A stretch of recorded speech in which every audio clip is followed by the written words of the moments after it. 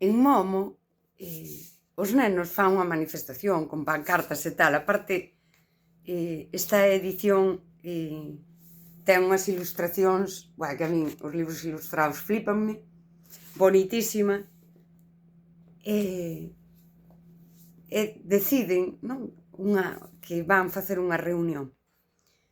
E a reunión non vai case ninguén.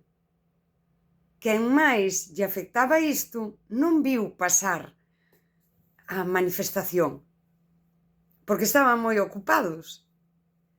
E é a vida mesma.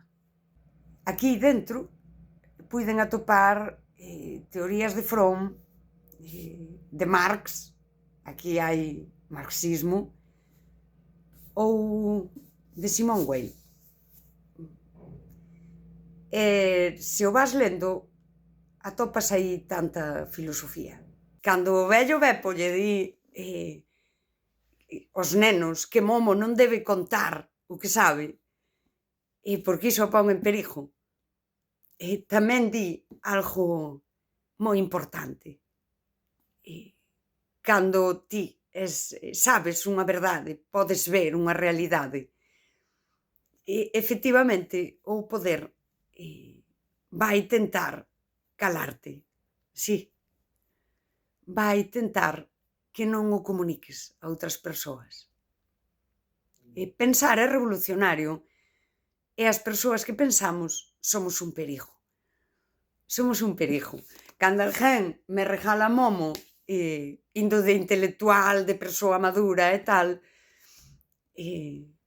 racha unha das cousas moi típicas que ten especialmente os homes para xustificar a irresponsabilidade de, é que te xuntas con alguén como a min, que son supercomplexo.